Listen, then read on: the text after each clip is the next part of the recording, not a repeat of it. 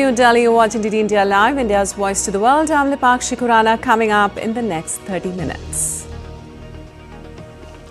US judge dismisses 2020 election interference case against Trump. Special counsel drops appeal of dismissal of documents case against the president-elect.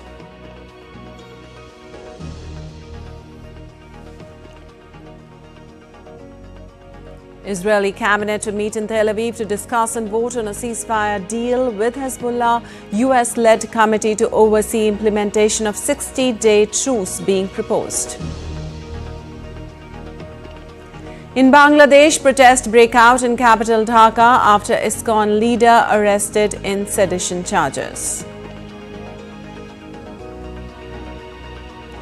75th Constitution Day of India being celebrated. Year-long celebrations to commemorate 75 years of the adoption of Constitution to commence.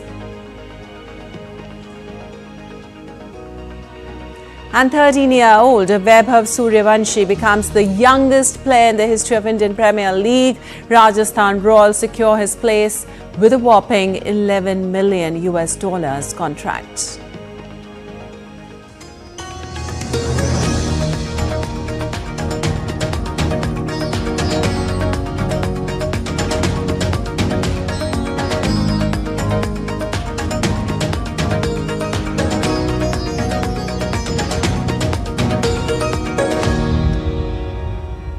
And on to the top story this hour, a major legal victory for US President-elect Donald Trump. A judge dismissed the federal criminal case accusing him of conspiring to overturn the results of the 2020 election he lost to Joe Biden. Special counsel Jack Smith requests the dismissal of the case, citing a Justice Department policy that a sitting president cannot be prosecuted. Trump's refusal to concede culminated in the attack on the U.S. Capitol by his supporters on 6th of January 2021. Hailing the dismissal, Trump said that cases against him were empty and lawless and should never have been brought. While prosecutors also dropped their appeal of a judge's dismissal of the criminal case accusing him of illegally holding on to classified documents following the end of his first presidency. They cited a Justice Department policy which says that a criminal prosecution of a sitting president would violate the Constitution by undermining the ability of the country's chief executive to function. Prosecutors accused Trump of illegally hoarding classified records at his Mar-a-Lago estate in Florida and also obstructing federal efforts to get them back. While US President-elect Donald Trump shows toughening of his stand against illegal immigration and drug trafficking even before he formally takes charge on January 20th next year. Though he had hinted his intentions much during the election campaign itself, his announcement post-election carries much weight, signaling implementation of his promises.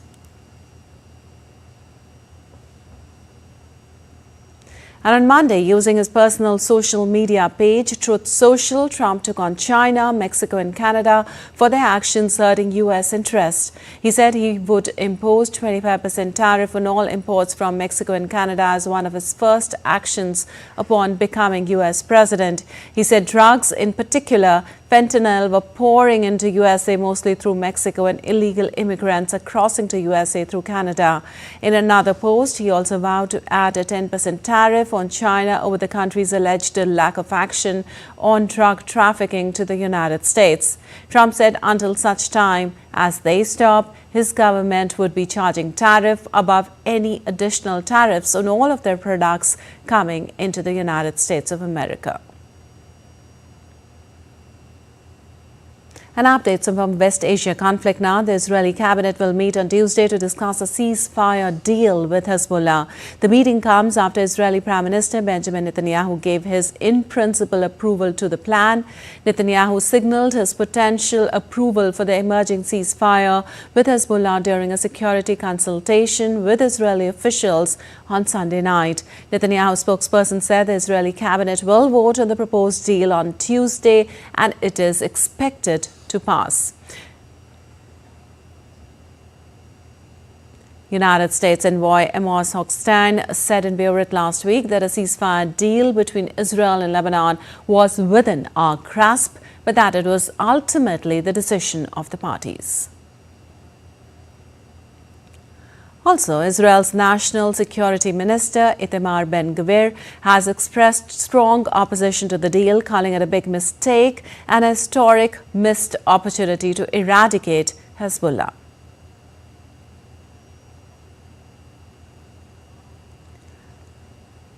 Well, Benny Gantz, who resigned from Israel's war cabinet in June over Netanyahu's handling of Gaza conflict, called on the Prime Minister to make the details of the ceasefire deal public. And US President Joe Biden and French President Emmanuel Macron are expected to announce a ceasefire between Hezbollah and Israel imminently. Signs of a diplomatic breakthrough were accompanied by heavy Israeli airstrikes on Beirut's Hezbollah-controlled southern suburbs as Israel pressed on with the offensive it launched in September after almost a year of cross-border hostilities. White House National Security spokesperson John Kirby said, "We are close, but nothing is done until everything is done." What I'd say is we have made significant progress with getting towards a resolution. That includes progress from where we were when I spoke to this last week, but we're not done yet. Nothing is final until everything is final. We continue to work to try and get an agreement over the line, and we're hopeful we can get one, but we need both of the parties to get to yes. Prime Minister Benjamin Netanyahu's office declined to comment on reports that Israel and Lebanon had agreed to the text of a deal. Israel's ambassador to the UN, Danny Danon, said on Monday that talks towards a ceasefire with Hezbollah are moving forward, but insisted that Israel will maintain an ability to strike southern Lebanon if any agreement. So we are moving forward on this front. As I said many times, our goal was very clear, which is to push Hezbollah north of the Litani River. We haven't finalized it, but we are moving forward. I assume that the cabinet will meet today or tomorrow to discuss it. And I think for us it's important what will happen after, that Hezbollah will not be allowed to come back to the fence, and we will do whatever is necessary to guarantee it. We learned the lessons from 2006. Well, a funeral was held in southeast of Tel Aviv on Monday for an Israeli rabbi murdered in the United Arab Emirates. The body of 28-year-old Zvi Kogan was discovered on Sunday. He had been reported missing on November 21st, and an Israeli official said Kogan was last seen in Dubai. Emirati authorities have not said if they have established a motive for his killing. The UAE's Interior Ministry said on Monday that 3 suspects arrested on suspicion of murder are citizens of Uzbekistan. The ministry released a statement identifying the 3 men and released images. Israeli Prime Minister Benjamin Netanyahu said it was an anti-Semitic terrorist act, and the Israeli official said it was believed Kogan was targeted because he was Jewish. The state of Israel will use all means and will deal with these murderers and those who dispatch them to the fullest extent of the law. None of them will get away. I greatly appreciate the cooperation with the United Arab Emirates in investigating the murder. We will strengthen our ties, especially in the face of the access of evil's attempts to harm our peaceful relations. We will strengthen them, and we will also work to expand stability in the region.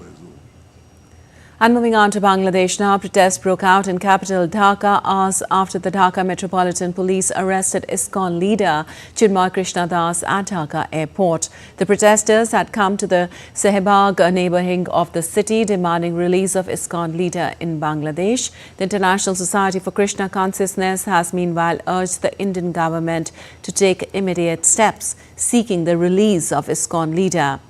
Taking to social media platform X, ISKCON said, and I quote, "It is outrageous to make baseless allegations that ISKCON has anything to do with terrorism anywhere in the world. ISKCON Inc. urges the Government of India to take immediate steps, speak to the Government of Bangladesh and convey that we are a peace-loving Bhakti movement." Also, it was said, we want the government of Bangladesh to release Chinmoy Krishna Das immediately. Our prayers to Lord Krishna for the protection of these devotees. ISKCON wrote on X, a sedition case was filed on October 31st against 19 people, including Chinmoy, former Divisional Organizing Secretary of the ISKCON, Chattogram, with Kotwali Police Station, as per the Daily Star.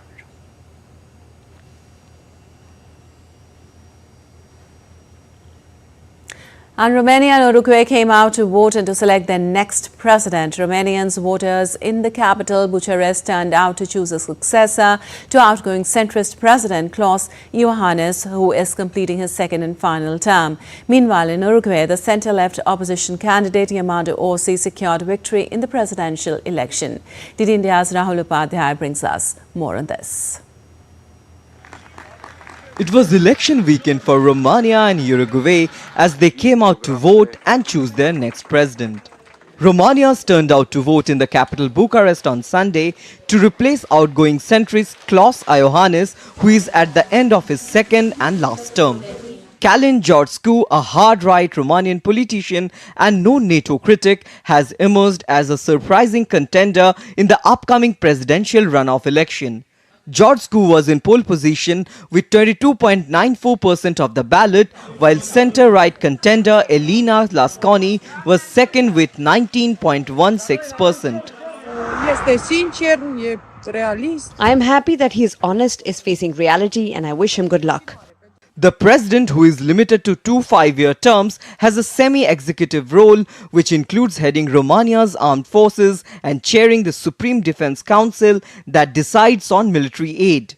The president represents Romania at EU and NATO summits and appoints the Prime Minister, chief judges, prosecutors and Secret Service heads.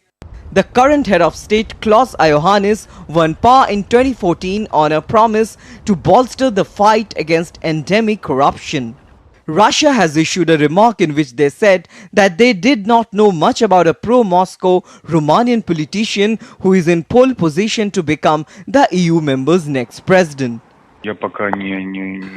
I would refrain from any forecast yet. Perhaps it is not possible to say that we are closely familiar with the views of this candidate, in part with those about relations with our country.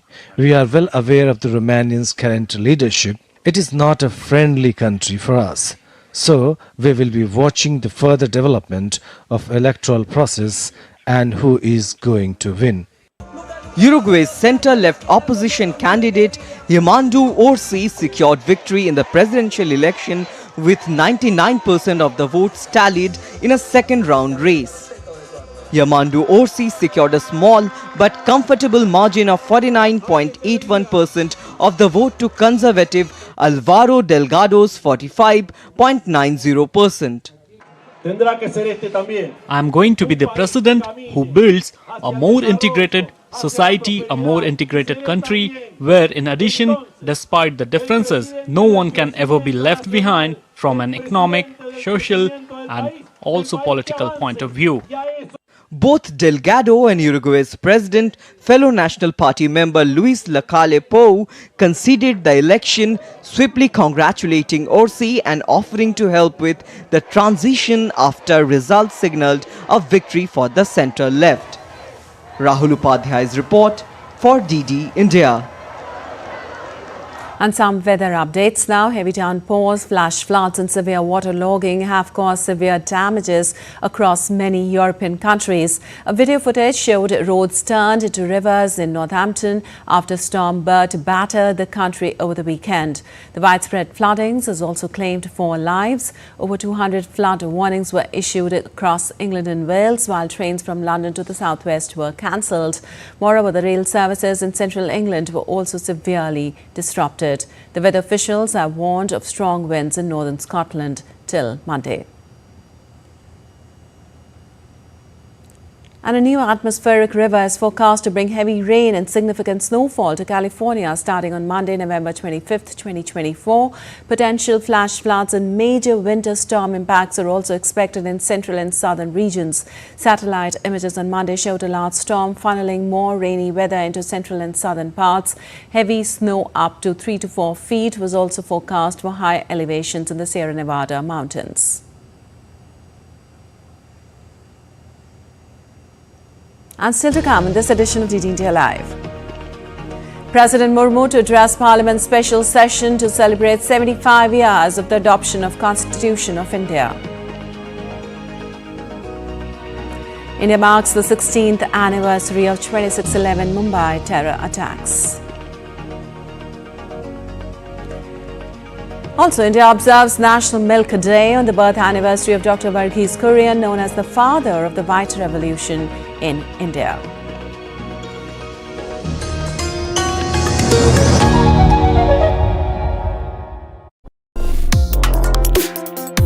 Complex issues, hidden agendas, twists and turns, strategic games.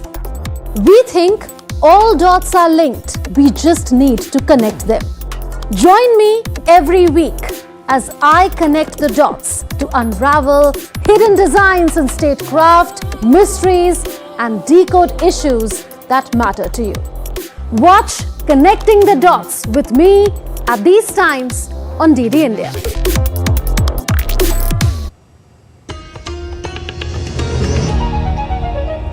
Welcome back. You're watching DD India Live. I'm Napakshi Khurana, and moving on, India's celebrating its Constitution Day today, a milestone that shaped the democratic framework of the nation. It marks the adoption of the Indian Constitution by the Constituent Assembly in 1949. The day is a tribute to the framers of the document. Constitution Day is also known as Samvidhan Divas. More in this report. Preamble of the Constitution.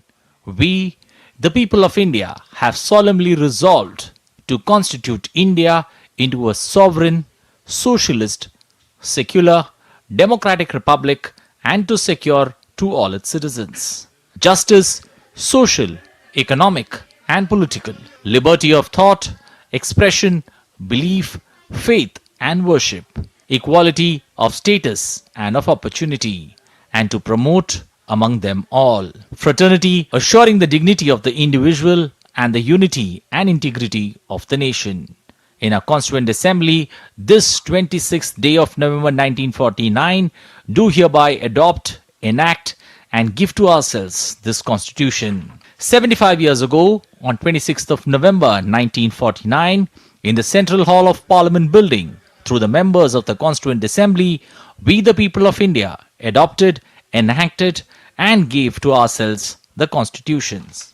The Constitution of India is enshrined as the foundation of the world's largest democracy. It is the supreme law within the framework of our democratic system, and it consistently guides us in our endeavors. The Constitution is both the source of our democratic governance system and a guiding force. We the people is an invitation, a pledge, a faith. This sentiment expressed in the Constitution is the original sentiment of India, which has been the mother of democracy in the world. This sentiment is also visible in the Republic of Vaishali and in the hymns of the Vedas. Our democracy resonates in our Constitution. Provisions have also been included to permit necessary amendments that satisfy future generations' needs in our endeavors in ensuring that the Constitution remains relevant over time. This Constitution is flexible, and the beauty is this in the spirit, in the preamble. This Constitution is our pride, and I can say that this Constitution is the best Constitution, and it has superiority over other constitutions. We have adopted the best practices from the constitutions of other countries. Moreover, the values of our ancient heritage and the ideals of our struggle for independence can also be seen in our Constitution. Our Constitution is for the people of India, by the people of India, and of the people of India. It is a national document that also reflects the democratic systems prevalent in our ancient Indian republics and other Buddhist communities. It's a very wonderful, beautiful provision. If all countries could adopt Article 51C or its spirit and behaved accordingly in their relations with each other, we would have a much better world. Respect for international law, for example. It is the lack of respect for international law that is causing the conflicts and wars that are going on at the moment. The people of India are worthy of congratulations for the values and respect that the Indian Constitution has earned over the past 75 years.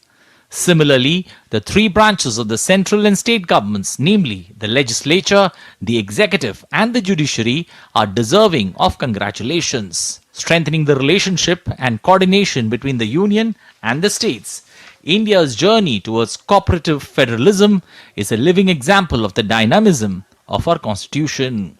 Today, we have a great opportunity to express our gratitude to the architects of our constitution who have provided for peaceful, revolutionary changes through constitutional amendments. It should be hoped that by being vigilant about this constitutional standard and living up to our constitutional ideas, we will succeed in establishing India as the ideal democracy in the world. Bureau Report, DD India.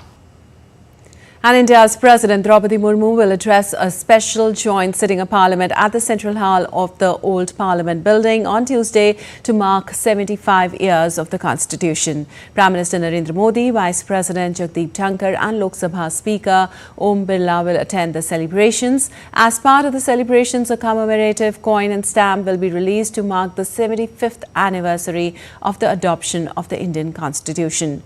Two books, Making of the Constitution of India, A Glimpse, and Making of the Constitution of India and Its Glorious Journey, will also be unveiled. Additionally, a booklet on the art of the Indian Constitution and versions of the Constitution translated into Sanskrit and Maithili will be launched. A short film tracing the Constitution's making, historical importance and evolution will be screened for attendees. The event holds special significance as it marks the 75th anniversary of the adoption of the Constitution by the Constituent Assembly on November 26, 1949. The Constitution came into effect on January 26, 1950. And today, India marks the 16th anniversary of the horrific 26/11 terror attack in Mumbai, which took place in 2008. As many as 166 people lost their lives and over 300 were injured after 10 terrorists from Pakistan launched simultaneous attacks in several parts of the Maharashtra city. The heroics of the Indian Army and Mumbai police led to all the Pakistani terrorists being eliminated, while one was captured. Ajmal Amir Kasab was caught and was sentenced to death at Yerwada Central Jail in Pune in 2012. And updates from the second day of IPL player auctions. 13-year-old cricket prodigy Vaibhav Suryavanshi from Bihar has taken the cricketing world by a storm after becoming the youngest player to be sold in the history of IPL auction. Suryavanshi was sold for a whopping 1.10 crore rupees to Rajasthan Royals. Indian medium pacer bowler Bhuvaneshwar Kumar became the most expensive signing on day 2 after being signed by the Royal Challengers Bengaluru for 10.75 crore rupees. Bhuvaneshwar is the second highest wicket-taker in IPL history among fast bowlers with 181 scalps in 176 appearances.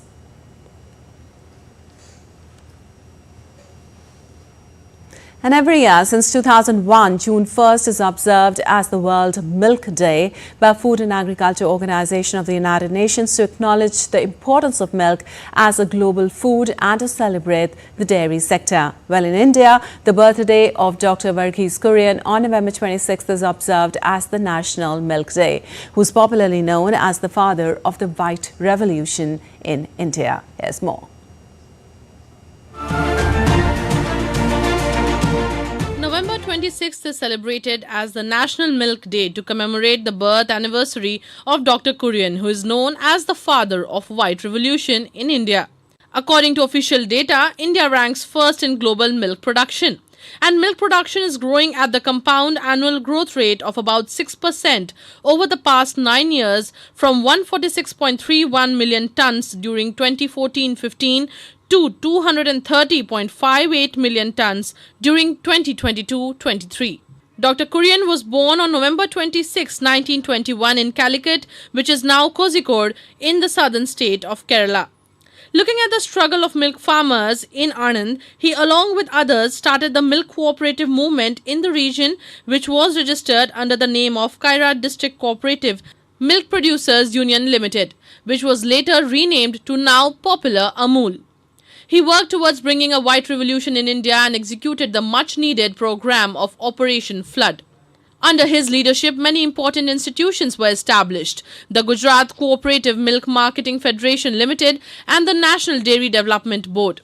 Dr. Kurian was the first chairman of NDDB. He worked on the Anand pattern cooperatives in milk sheds across the country, from where liquid milk produced and procured by milk cooperatives would be transported to cities.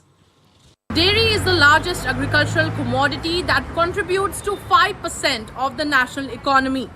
And when we talk about dairy production in India, milk production in India, India contributes to about 25% of the global milk production.